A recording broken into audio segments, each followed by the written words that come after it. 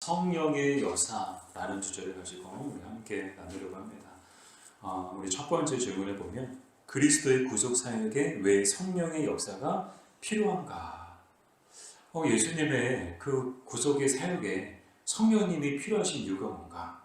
그것을 질문하고 있죠. 요한일서 5장 6절 우리 같이 읽어보겠습니다. 이는 물과 피로 임하신 이시니 곧 예수 그리스도시라. 물로만 아니요 물과 피로 임하셨고 증언하는 이는 성령이시니 성령은 진리니라. 아멘. 다소 어려운 말씀인데요. 쉽게 풀어서 말씀을 드리면 예수님이 물과 피로 임하셨다는 거예요. 근데 이 물과 피로 임하셨다는 뜻은 어떤 뜻인가 하면 이 물이라는 것은 예수님의 공생의 사역의 시작을 뜻하고 피라는 것은 예수님의 공생의 사역의 끝을 뜻하죠.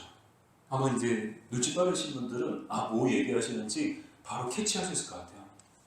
공생의 사역이 물로서 시작되신 이유가 뭘까요? 세례를 받으셨거든요. 세례 요한에게 물 세례를 받으셨죠. 그렇게 해서 공생의 사역을 시작하셨고 예수님의 공생의 사역이 피로 마치셨어요. 잘 알죠. 물을 이제 생각 안 나셔도 피하면 다 알죠. 우리가 모르면 간첩이죠. 십자가의 그 구속의 그 보혈로 공생의 사역을 마치셨죠. 근데 이렇게 예수님께서 물과 피로 공생의 사역을 하셨고 십자가에서 우리를 대신해서 대속의 사역을 하셨는데 이런 사역을 감당하신 것을 누가 증언하고 누가 우리에게 증거를 주고 계시느냐? 바로 성령이시라는 거예요. 그래서 이제 구속의 사역에 성령의 역사가 필요한 이유가 바로 이 예수님의 그 구속의 사역을 우리 각 사람에게 증언해 주시고 증거케 해 주시기 위해서 성령의 역사가 필요하다는 거예요. 그래서 좀 더 이제 넓은 의미로 우리가 생각해 보면 이 하나님은 위대한 계획을 세우셨어요. 그 위대한 계획이 뭔지 여러분 혹시 아세요? 하나님이 세우신 위대한 계획은 바로 세상을 구원하시는 것인 줄 믿습니다. 바로 저와 여러분을 구원하시기 위한 놀라운 계획을 세우신 줄 믿습니다. 어마어마한 계획이고 정말 우리에게는 엄청난 은혜인 거예요. 근데 이 구원의 계획을 하나님이 세우셨죠. 성부 하나님이 이 모든 계획을 세우시고 이 계획을 이루신 분이 누구예요? 바로 성자 하나님이신 예수 그리스도. 예수님께서 이 땅에 오셔서 이 모든 하나님의 계획, 모든 하나님의 뜻을 하나씩 다 이루어 가셨어요.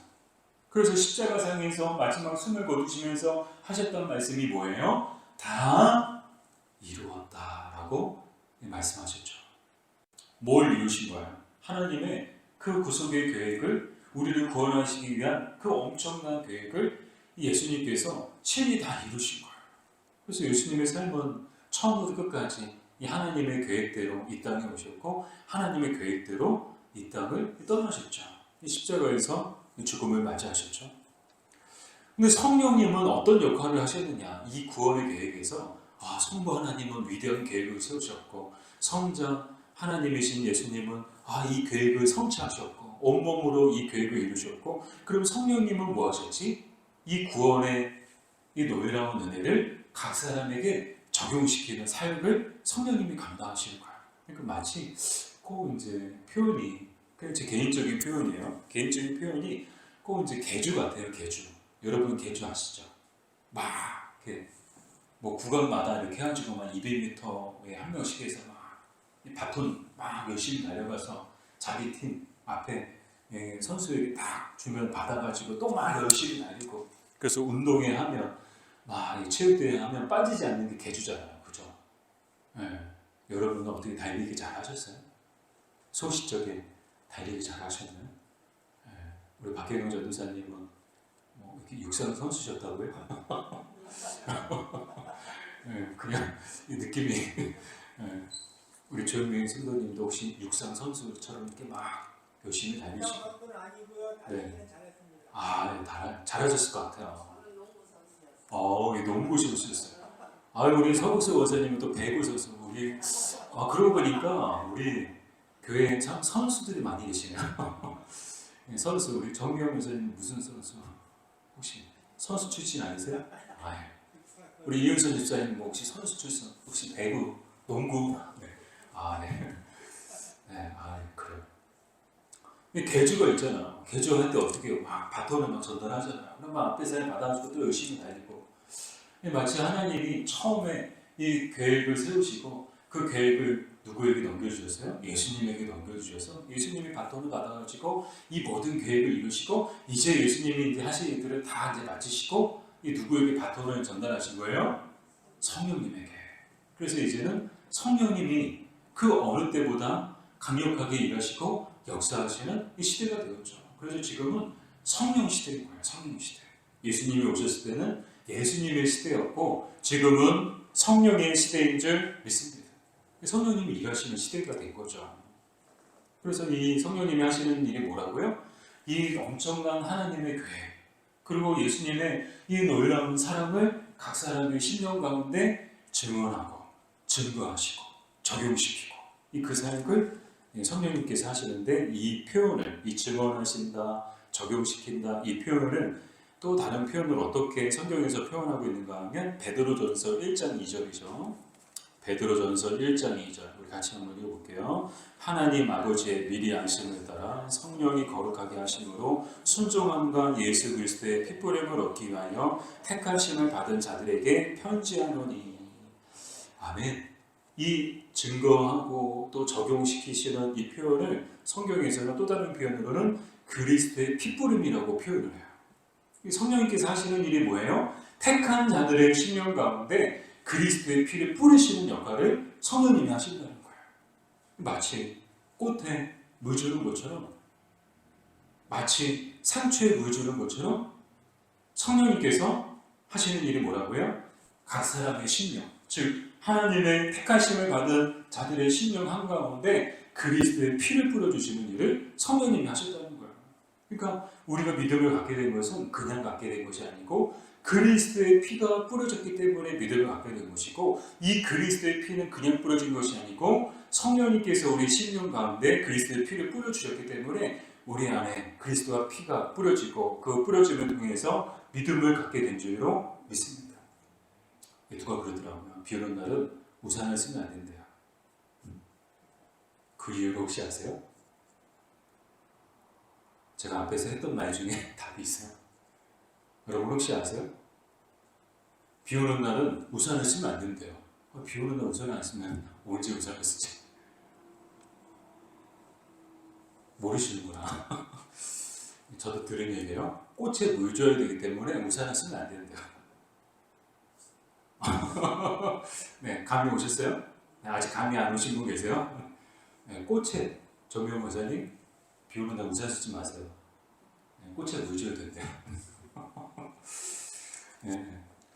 네, 그렇죠. 이 꽃도 물을 줘야 돼요. 식물은 물을 줘야 돼요. 그럴 때 이제 더 꽃이 아름답게 피고 또 이렇게 식물이 생명력을 갖게 되죠. 마찬가지로 우리 안의 믿음은 그냥 자라게 된 게 아닌 거예요. 성령님께서 우리의 심령 가운데 그리스도의 피를 뿌려주셨기 때문에 오늘 우리가 이 믿음을 갖게 된 것이죠.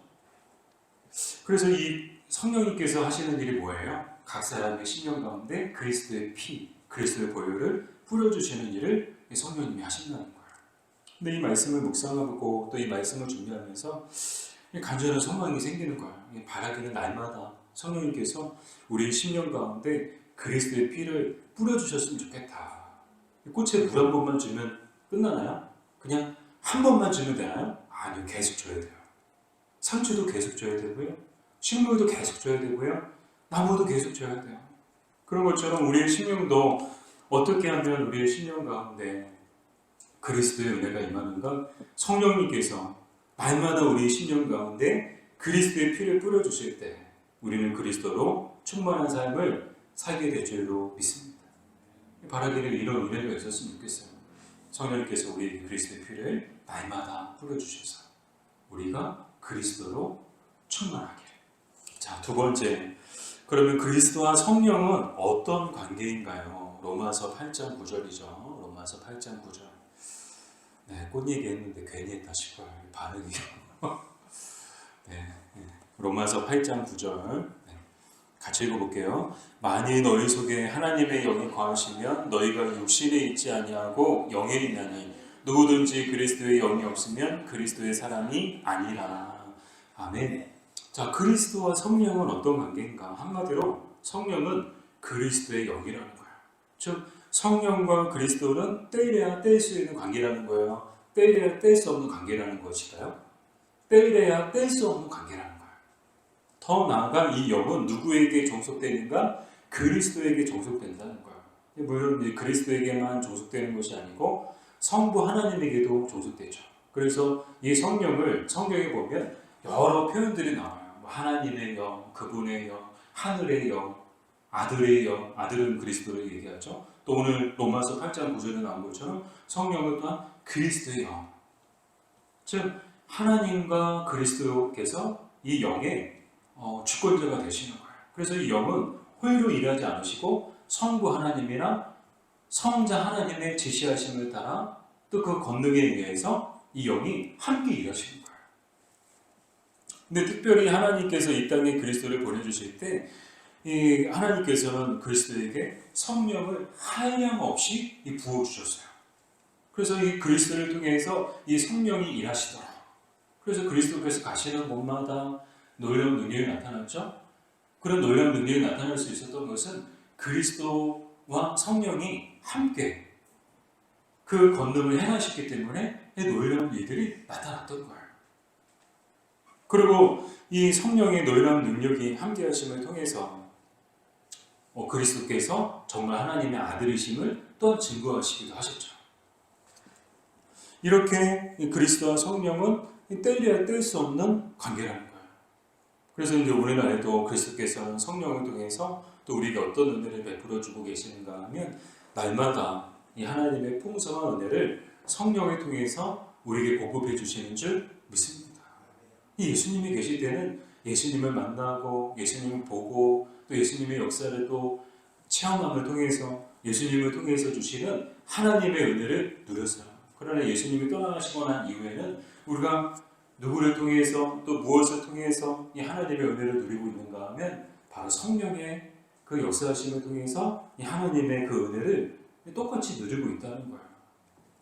이 얼마나 큰 은혜예요, 여러분. 이 얼마나 큰 하나님의 은혜인가. 성령은 보이지 않으시지만 늘 우리와 함께 하시고 늘 우리에게 이 하나님의 은혜를, 이 하나님의 풍성한 은혜를 공급해 주시는 줄 믿습니다. 자, 세 번째로 성령께서 성도의 영혼에 하시는 일은 무엇인가요? 자, 성령께서 성도의 영혼에 하시는 일은 무엇인가? 자, 여러 가지 다양한 일들을 하시죠. 근데 대표적인 일 두 가지만 살펴볼게요. 첫 번째는 갈라디아서 4장 6절인데 우리 갈라디아서 4장 6절 같이 읽어볼게요. 너희가 아들임으로 하나님이 그 아들의 영을 우리 마음 가운데 보내사 아빠 아버지라 부르게 하셨느니라.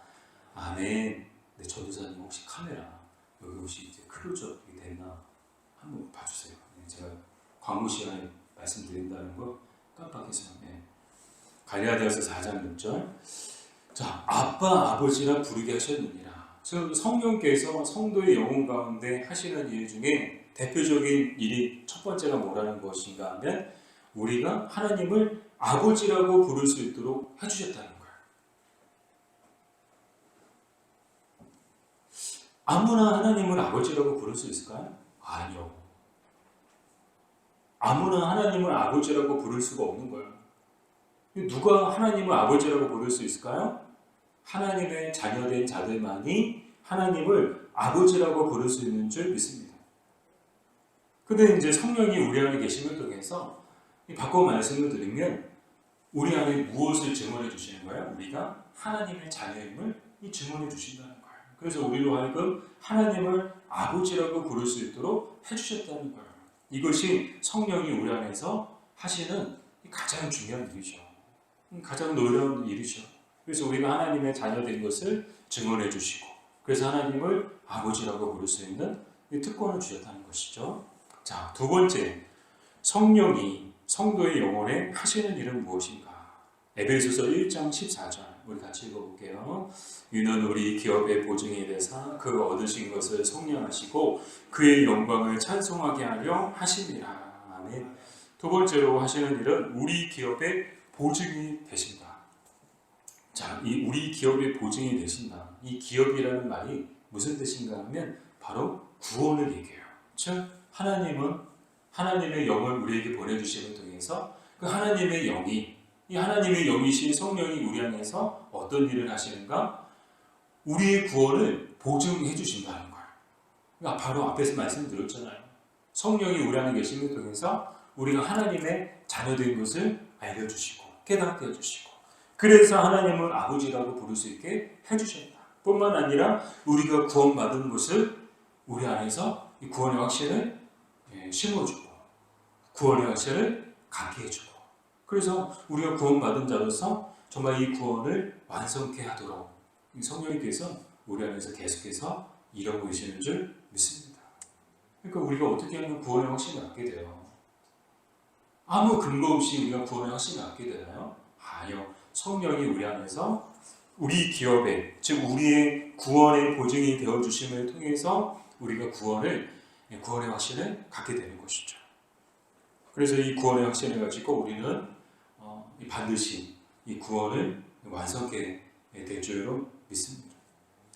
또한 이런 이 모든 총체적인 이 사역을 통해서 우리를 구원하신 이 하나님을 찬송케 하는 그런 역할을 또 성령님께서 우리 안에서 하시죠. 그래서 우리 안에서 막 하나님을 찬송하고 싶은 막 열망이 막 생기게 되고 그런 마음을 갖게 되고 그런 마음을 일으키시고 그래서 막 하나님을 찬송할 때 막 우리의 영혼이 막 뜨거워지고 우리의 심령이 뜨거워지고 뭐 이런 일들을 누가 하시는 거예요? 성령 하나님께서 우리 안에서 하시는 거예요.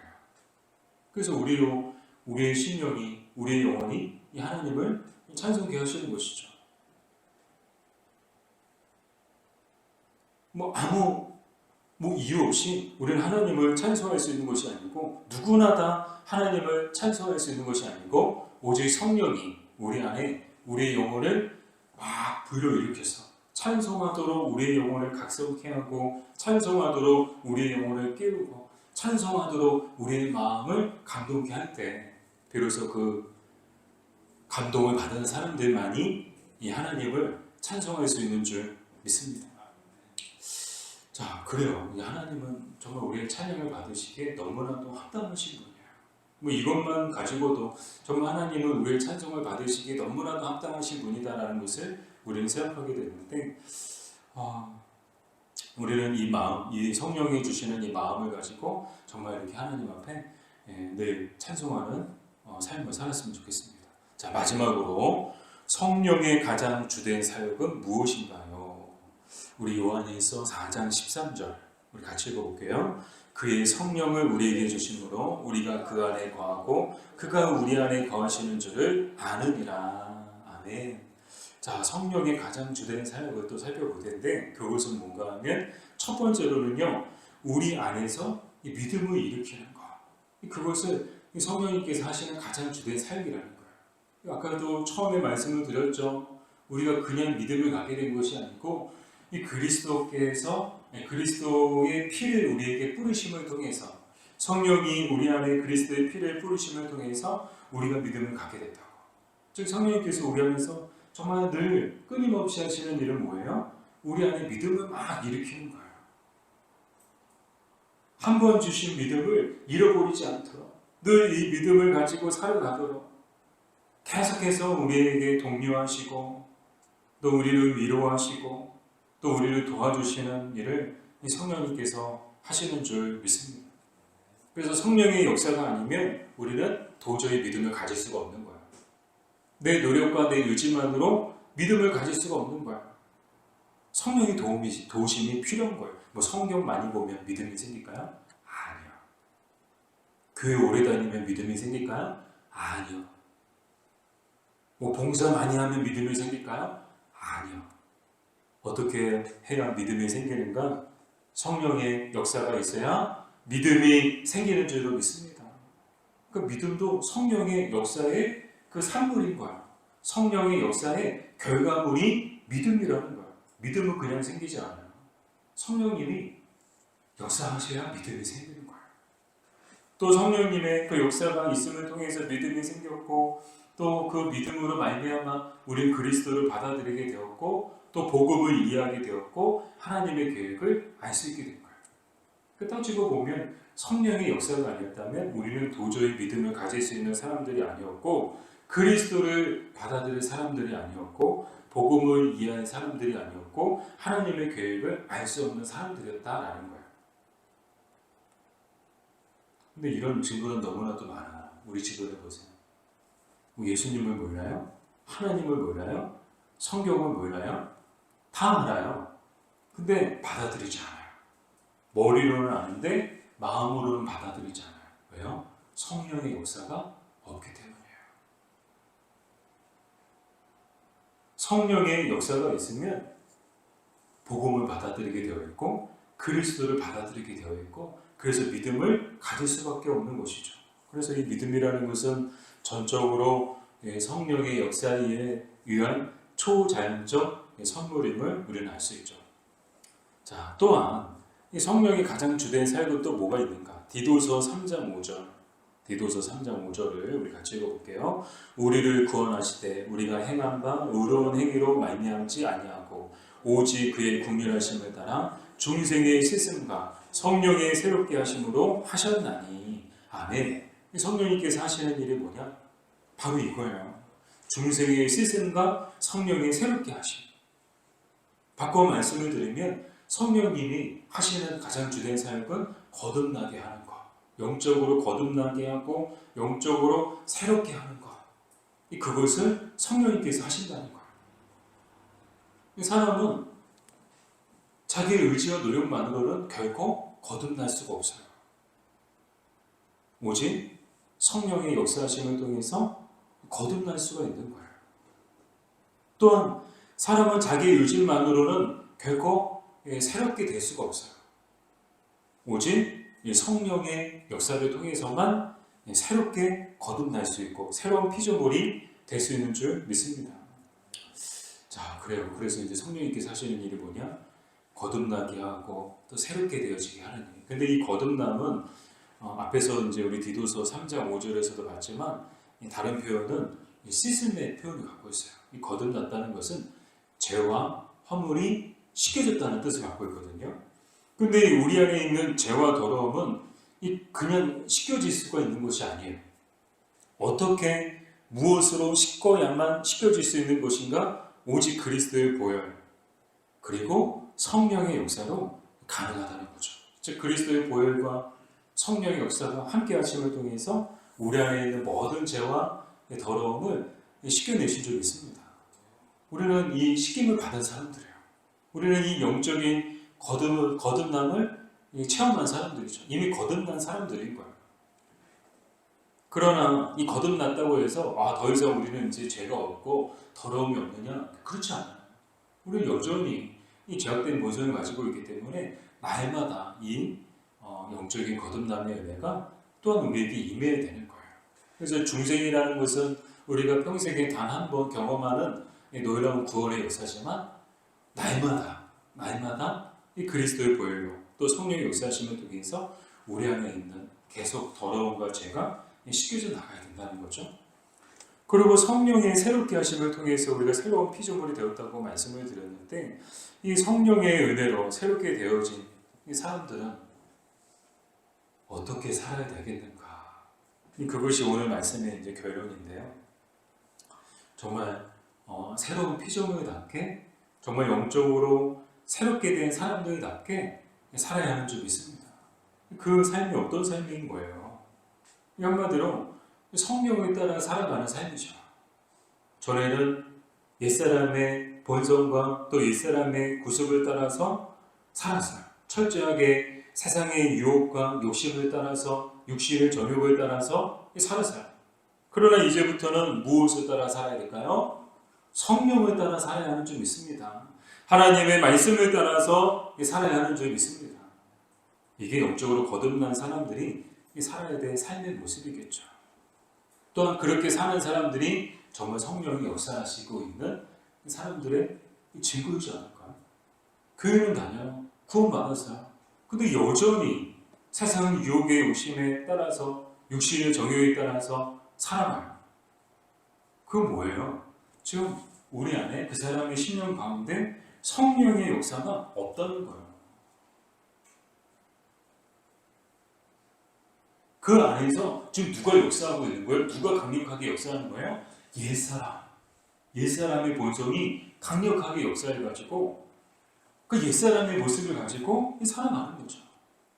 그러나 성령이 역사하시는 사람은 어떤 증거를 가지고 있느냐? 이 옛사람의 구습을 다 벗어버리고 더 이상 세상 유혹과 욕심을 따라 살지 않고 육체의 정욕을 따라 살지 않고 오직 말씀, 오직 성령, 오직 말씀과 성령을 따라 살아가는 삶이 살아가는 사람의 모습이 바로 성령이 역사하시는 사람의 모습인 거죠. 자, 우리에게 적용시켜 볼게요. 우리는 무엇을 따라 살고 있는가? 우리의 삶은 지금 무엇을 따라, 누구를 따라 살아가는 삶을 살고 있는가? 정말 성령을 따라 살고 있는가?